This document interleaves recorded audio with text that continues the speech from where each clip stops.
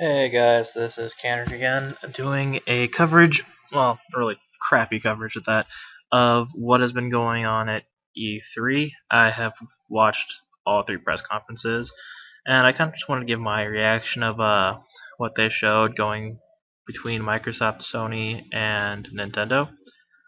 So we're going to start things off with the Microsoft reactions. I'm going to go down each column, and then I'm going to give my reasons for it. So we'll start with the things that I definitely loved.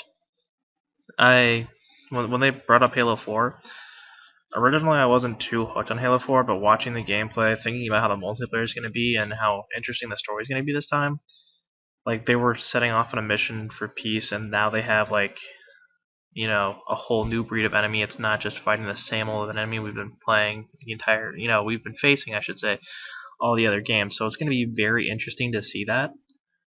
Of course, it's going to be a little bit, more higher def. It's going to be interesting to say the least. And, who knows what could happen now. Next, Splinter Cell.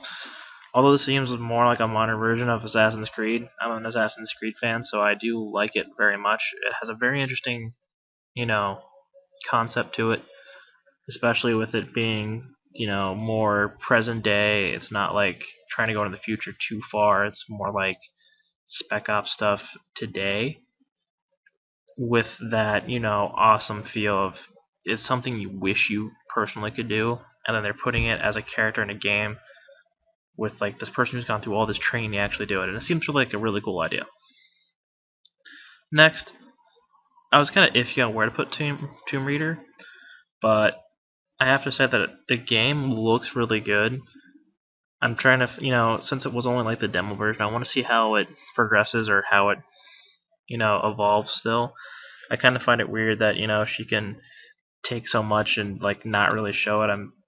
She did get hurt in the demo, like very pained in the side, and it did show her, experiencing pain for like a lot of things that would cause a normal person pain. So it's more humanistic than some games are. So it's very interesting to see. And it's not like some futuristic jungle version. She's using a freaking bow, which is awesome. At first, I thought it was going to be something for like Hunger Games, and then I saw that. It does give a new aspect to Tomb Raider that I do like. Uh, Next was the Xbox Music. I'm a huge music person, and I usually listen to music on my Xbox when I'm studying. I'll usually use Last.fm, but the possibility of like having the music that's on my computer also on my Xbox without having to connect it to my hard drive, which is easier said than done. I don't have the connector cable, so I don't have that aspect. I could probably just put it on my flash drive and move it over, but the main point is it's very interesting to have this concept of Xbox Music. You can have your music on your Xbox, on your tablets, on your PC, and they all interconnect and they kind of like control each other. I did find that very nice. The Nike Trainer, very good thing to have for the Kinect. Honestly, ever since Fit came out, I was skeptical at first because I'm like, no one's gonna want to play it because it's fitness and gamers. Some gamers are extremely lazy. But after actually seeing what happened with one of my friends, he used to be a pretty big guy. Did Wii Fit? I know it sounds weird. His fitness thing was he played Wii Fit, and he did the mile run like every day, and he did other things, and he slimmed down a lot. Like I didn't think that anybody would willingly play this game that much, and to have the fitness games, it brings a whole new aspect to the concept of gaming. It's no longer about sitting on the couch all day. You can like use your physical fitness to basically beat people, and that'll give more people a reason to work out. And I do like it. The Nike trainer, it's from Nike, so I'm sure they'll have a lot of good concepts to it. I'm kind of surprised that I really haven't heard much from Sony, but we'll get into them later. On a physical trainer. The next one was Resident Evil 6. Looks like a great game. Looks like it's going to be amazing. I haven't actually played these Resident Evil series yet. I know that's a horrible thing right there. But I'm kind of interested in playing it. It looks pretty cool. But, let's go to the things that I found stupid. I'm not a huge fan of Kinect games. I mean, like, I don't know why I like the dance games so much, but they're okay. But a lot of the ones they were showing at E3 weren't that great, and that's one thing that. And now the rest of it I can just complain about. Xbox, Microsoft in general, did not do what I would expect for E3. I mean, most people show off their game systems or what the new games they're gonna have, or you know, good add-ons. Like another thing, Internet Explorer. I mean, you could have at least made a deal with Google or something. I'm kind of skeptical on how good this Internet Explorer thing is going to be on the Xbox, but we'll see when that comes out. It's probably just be another thing I don't use. And my WTF moments. Why did they have to have Usher there? I get it. He was there for I think it was like Dance Central or something, but you don't need Usher. And another thing that I didn't really understand. I'm sorry for the recording just kind of stopping there, but the Xbox Smart Glass, they are going. The cloud saving, awesome. And I like what they sound like they were doing was they're making it more like you can take the Xbox games and play them on PC and your phone, like the Vita does for Sony.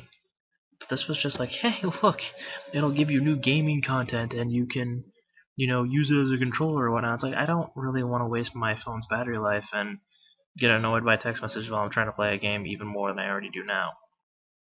I would rather not have it at all.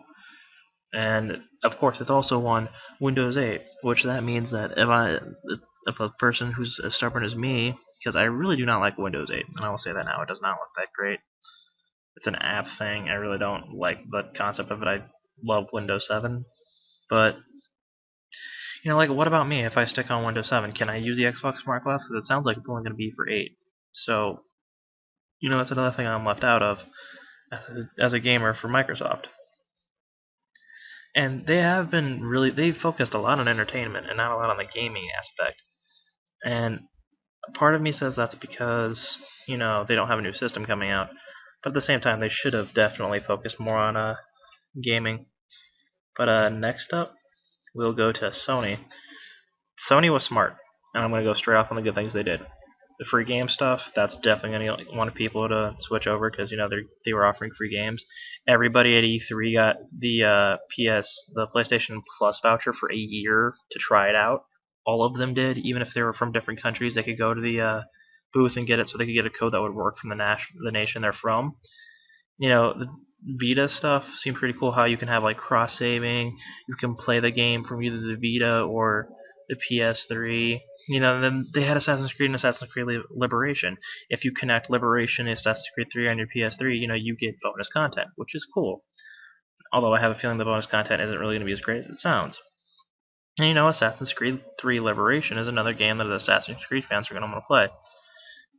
The God of War game looked amazing. I've the God of War games. Let me try to correct myself. Games that are great. I'm not gonna lie, they are great things, and I'm very glad that they have this new game there, and it looked amazing, like I said. So it's really gonna be interesting. And then The Last of Us, which was the final game they showed, they didn't even give like an intro to it. It just started playing. It looks amazing. It looks very interesting. It has that gruff feel of it's a survivalish kind of game. I do like it, and it's amazing. On the side, I should say, Beyond didn't really catch my attention. It might catch some people's attention. It just seemed a little bit too stretched out and too kind of crazy for some people. It's one of those deeper meaning games, I guess, but it's like triple deep meaning. PS All Stars for a fighting game, it doesn't really interest me that much. Yes, I play Soul Calibur. Yes, I play Marvel vs. Capcom. And, I played, I don't even know, well, it is a fighting game, so, Brawl. But this one seemed a little odd. It, like, combined Brawl with you have to get the super moves to do anything, which just seemed like, it might work for some people, it just won't work for me. Far Cry 3, it was okay. They tried to make it sound like the whole co-op thing is a brand new thing, but didn't really seem like. I've played games that have co-op before, 4-player co-op before. Gears of War was one of them. So it's not like this huge difference for me. It might be for PlayStation people because this is on the Xbox, but that's just me. The Sony mobile thing, very creative idea. Sounds a little bit like the Xbox Glass thing. Whatever. Wonderbook seems idiotic, stupid, but someone's gonna like it, so enjoy, whatever. And hopefully I can cover everything Nintendo had before I run out of time here, so I'm going to hurry. Good ideas, the dual gamepad. They even brought up the Super Nintendo system from way back when, or the Nintendo Entertainment System, and which is why they did it. Great idea. At first I thought the gamepad was kind of stupid. I am starting to like it a little bit more. Nintendo's getting their own version of Batman Arkham City Armored Edition. Looks amazing. Actually, a very interesting game. I'm tempted to get it now. Darksiders 2 looked great. Ninja Gaiden 3 looked very good on the new Wii U system. Wii Fit U, again. I like the whole idea of the Wii Fit series, and now bringing into a whole another thing, great idea. And I do like it because of the dual screen thing. You can watch TV like you're supposed to and still see the game. Assassin's Creed 3, great move by Nintendo to get that on their system when it comes out. Zombie U looked pretty good, and it seems pretty intense. It's a Survivors game. And the Avengers, that should be pretty good. I'm going to go over to the May side. Pikmin 3, never been a Pikmin fan, so, it's not really a big deal to me.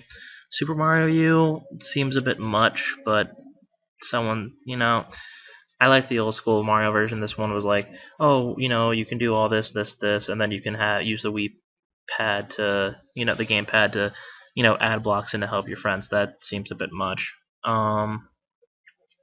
Scribblenauts is a decent game. It should be pretty interesting for everybody who gets the Wii U. Mass Effect 3, I don't know. It might be too late from the release for it to be very good on the Nintendo Wii U, but we'll see. The Tekken game looked pretty interesting, although they had a super mushroom in it, and that kind of just seemed to me. Sing and Just Dance 4, again, I usually like playing these games like the whole party games thing. They can be fun depending on the people you're playing with. Both seem very interesting to me, especially because I used to be in choirs and I do sing. So sing the very interesting game. Just Dance 4 seems like it's going to be pretty good, especially when you can put in moves, so it's not like it's not the same thing. You already know what's going to happen, or no matter what, if you already played the game a bunch of times, you're always going to win. People can change it up now, and you'll never know what's going to happen, so it's a very interesting concept. Bad ideas. Tank looked like a stupid game. They didn't really, display it much, just from the little 5 seconds preview they had. Didn't look that great. Lego City is basically Legos plus crime fighting plus Assassin's Creed, kind of ish. It's an interesting game. It's pretty much, a little kid comedy. Not interested in it. That's why I think it's a bad idea, but a lot of people like the Lego games. Whatever. Bad idea number 3. The Weavers thing seems way too overboard, especially when we already have people who are addicted to Facebook. They have to have Facebook, they have to have Twitter, they have to know what everybody's doing. They think everybody needs to know what they're doing. We're getting way too hyped on this whole social media thing, but it's always going to be like that. It's already happened. We have to get used to it. But, on a gaming sense, they were saying that people will pop up. It sounded like they were saying that people's messages will pop up in your game or on the gamepad. That's not something I want to deal with while I'm playing the game. Oh, did you know this jump is very hard? I don't want you to tell me that. I want to find out for myself. That's the whole point of gaming, is I want it to be interesting and, different for me. And then we have the last thing. Nintendo Land sounds like a very interesting idea. It kind of sounds like one of the things that were in the newer Pokemon games. But that's pretty much it. It'll be interesting. It should be good. Seeing what the Wii U had, I'm now more interested in than I was before. They didn't have what I was looking for. Maybe we'll see in the Nintendo 3DS coverage or the third-party coverage. Again, this is my opinion. You guys might have different ones. Sorry that it was fast, but for some odd reason, and YouTube says I can go over 15 minutes. They really don't let me. I will be doing my own coverage of the Nintendo 3DS press conference, which is tomorrow, June 6th at 6 p.m. Pacific, 9 p.m. East Coast. You can watch it on e3.nintendo.com. I know I'll be watching. I will, throw out my things here or there. It should be a pretty good watch. So, I'll hope to see what they'll show. I'm seeing if they're going to show the new Pokemon games that are coming out. But other than that, this is Kanrik. Leave your comments and what you think, and I will catch you guys next time.